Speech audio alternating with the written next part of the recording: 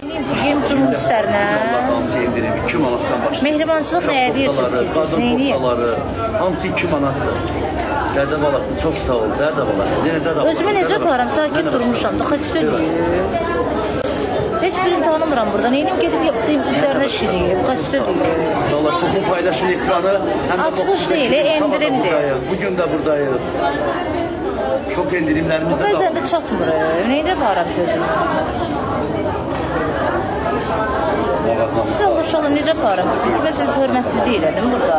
Çok endirimlerimiz devam ediyor. Durun beni, durun gelin bura.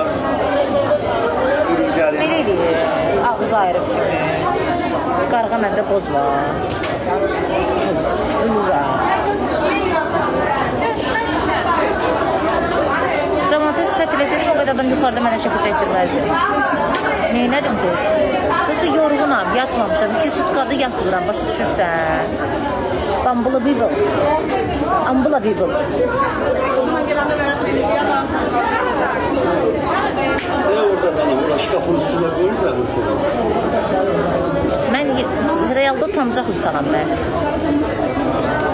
Sakitçe duran bir qrafda.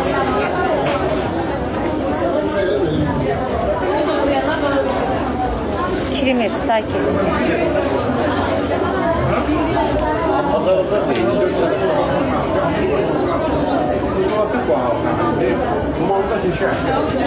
Ama heç kəs qapmıram, niyə qapıram? Kimsə narahat niyə eləyirəm ki? Kimsə yaxınlaşmır, canı sağ olsun. Kimsə gedib özümü göstərən deyiləm ki. Düşüc adam. Kanişna məndən yoxdur canım. Özüm elə aparam, bəli, məndən yoxdur. Səndən var, səndən də yoxdur. Hanı məndən göstər, məndən bir dənədir. Səndən də bir dənədir də. Qaşqal da, kimdən var ki, hamıdan bir dənədir də, 200 sənin başı var. Az, dəsmal, bulaşın salqetka.